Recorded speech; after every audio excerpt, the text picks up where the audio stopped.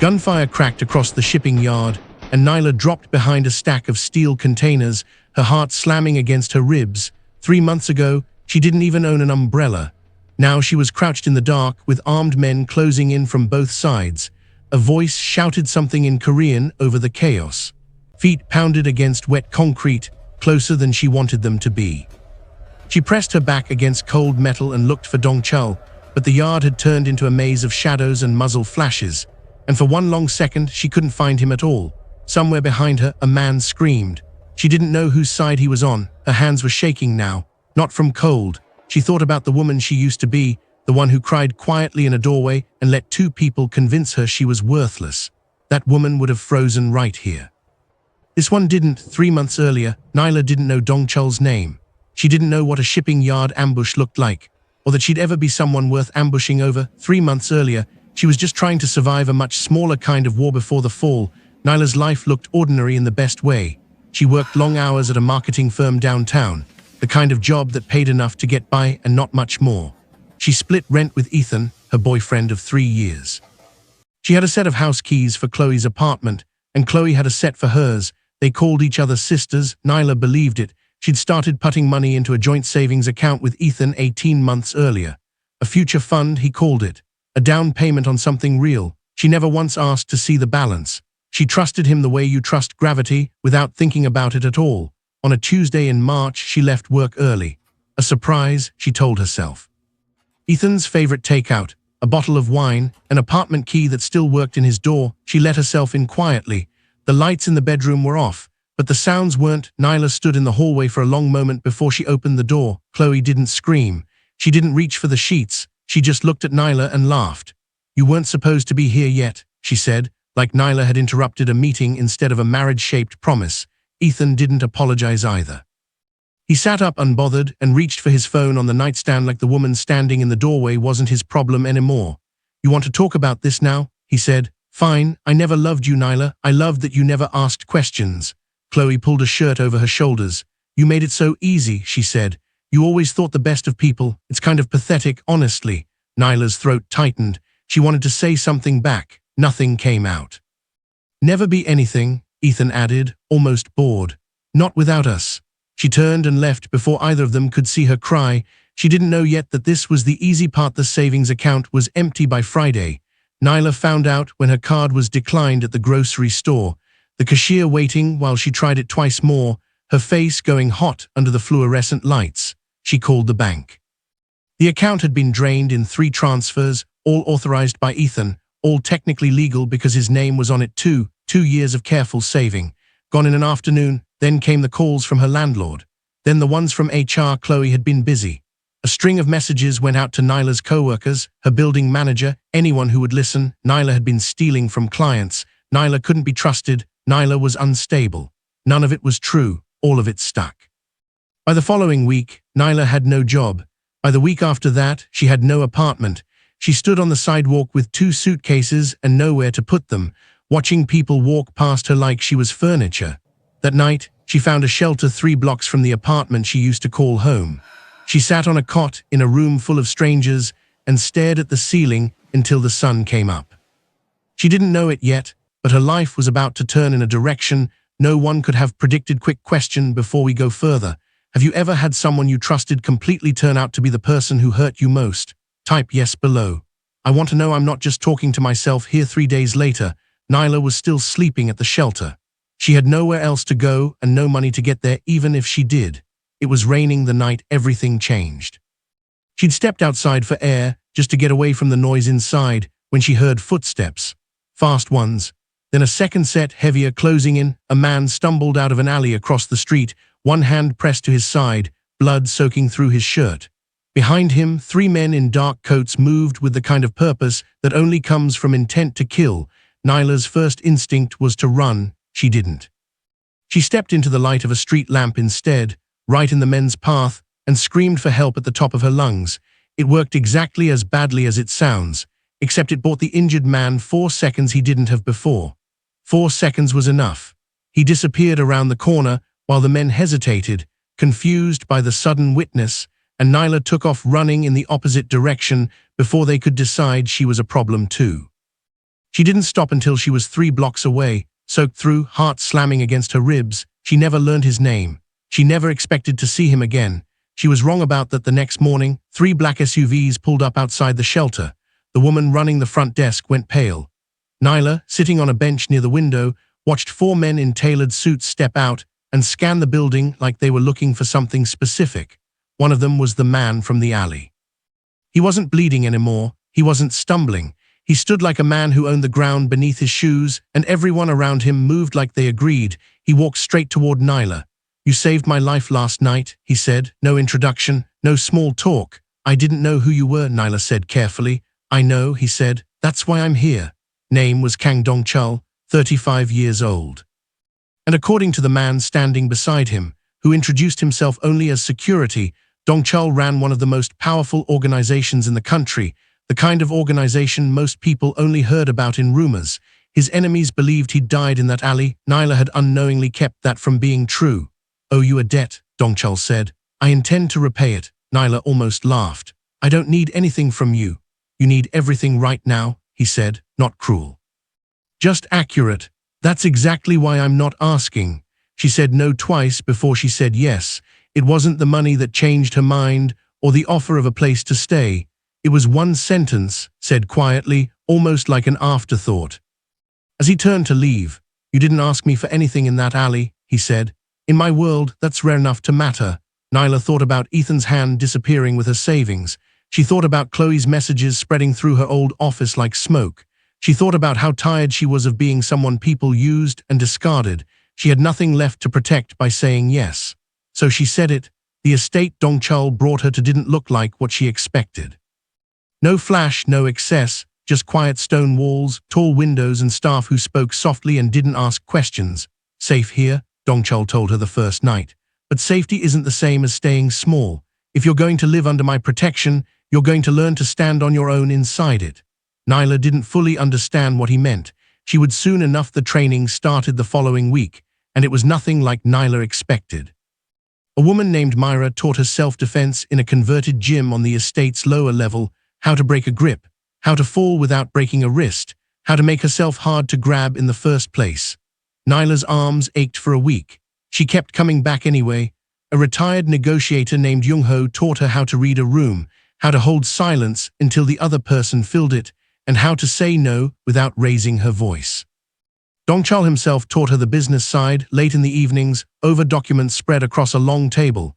He didn't simplify things for her. He expected her to keep up, and something in Nyla rose to meet that expectation for the first time in years. "You flinch when people disagree with you," he told her one night, after she'd backed down too quickly in a mock negotiation. "Old habit," she said. "Break it," he said. "Disagreement isn't the same as danger." She stared at him for a long moment. No one had ever put it quite that simply before. Slowly, month by month, something in Nyla started to change. She stopped apologizing for taking up space. She stopped waiting for permission to have opinions. She was becoming someone Ethan and Chloe wouldn't recognize. She had no idea yet how soon they'd find that out. Dong-chul noticed the change too, though he never said so directly.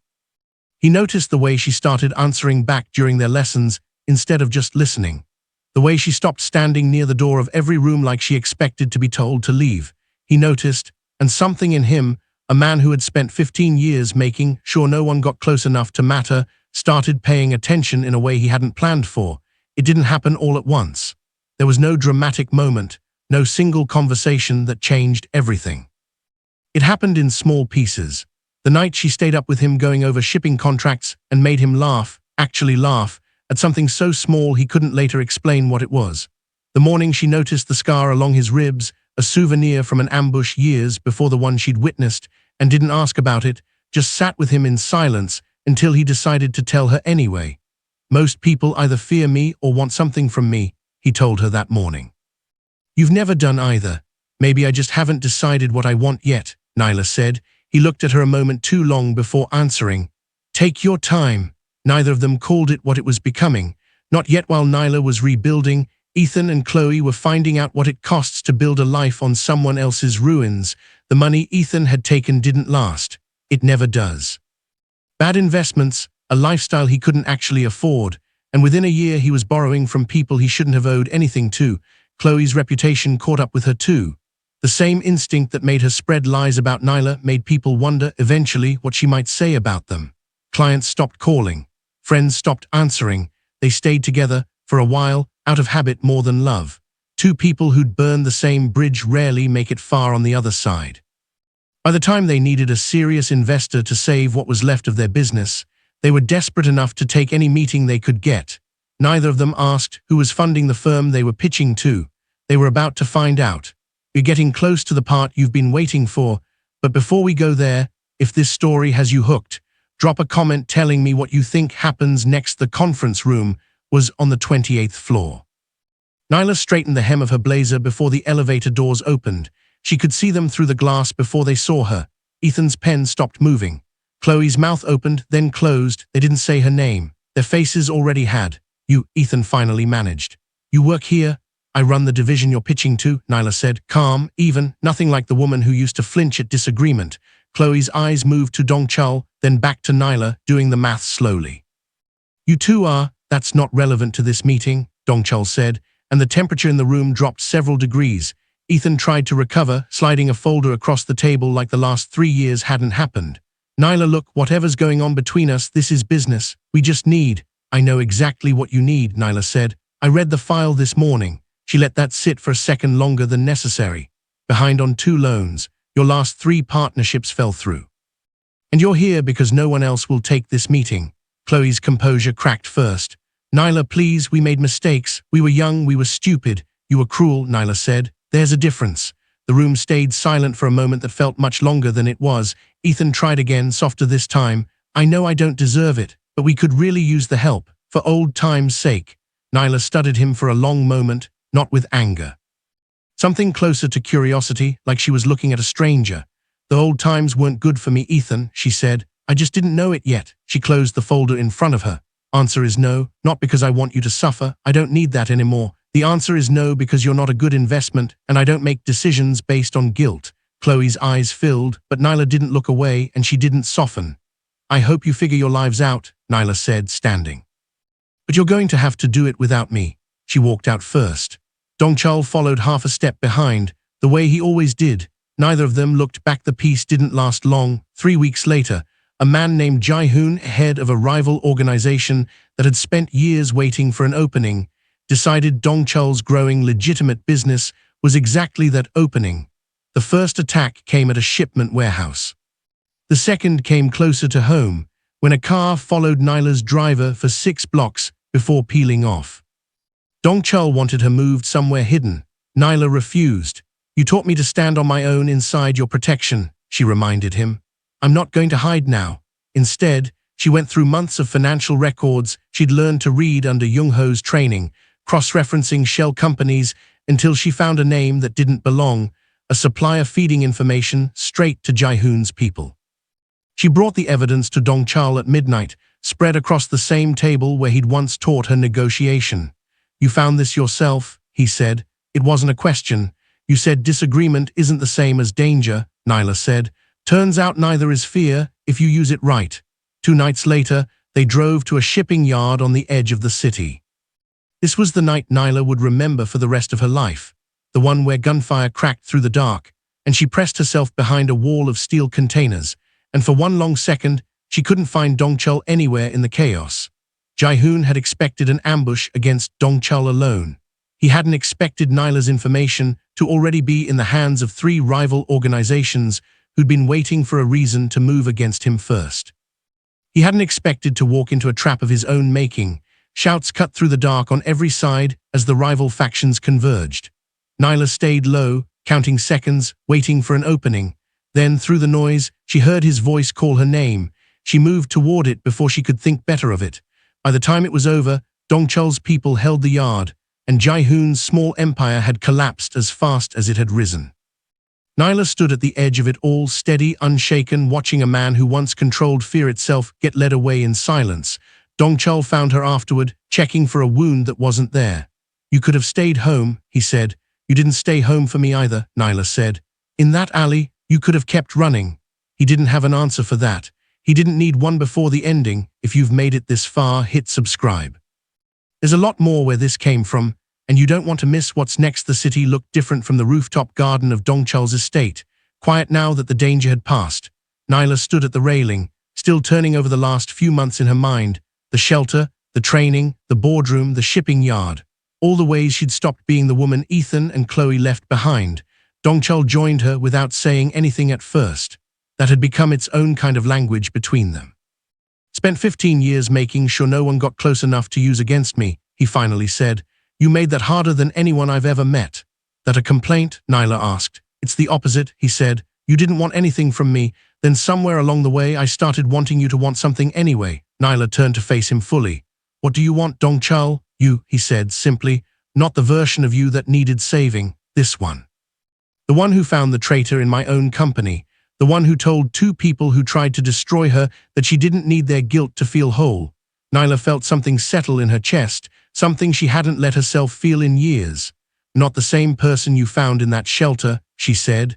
I know, he said. That's exactly who I fell in love with. She didn't answer right away. She'd learned that much, at least, that silence wasn't something to fear, and neither was taking her time with something that mattered. I spent 3 years thinking love meant giving everything I had to people who took it without noticing, Nyla finally said. I don't want that again, not even with you. Not asking you for everything, Dong-chul said. I'm asking you to choose this, all of it, even the parts that are hard. Nyla looked out at the city one more time, the same city that had once left her sleeping on a cot with 2 suitcases and nowhere to go. I choose it, she said. Not because I need saving, because I want to. He didn't say anything else. He didn't need to. Months later, Nyla stood in an office with her name on the door, running the legitimate side of a business empire she'd helped protect. She used her position to fund shelters like the one that had once given her a cot and a roof, opportunities for people the world had written off the way it once wrote her off. Ethan and Chloe were still out there somewhere, living with the consequences of choices they'd made a long time ago. Nyla didn't think about them much anymore. She'd learned the hardest lesson of her life the night she lost everything, that her worth was never something someone else could take, no matter how hard they tried. She just had to find it herself. And she finally had. If Nyla's story moved you, let me know in the comments, share this with someone who needs to hear it, and subscribe for more stories like this one every week.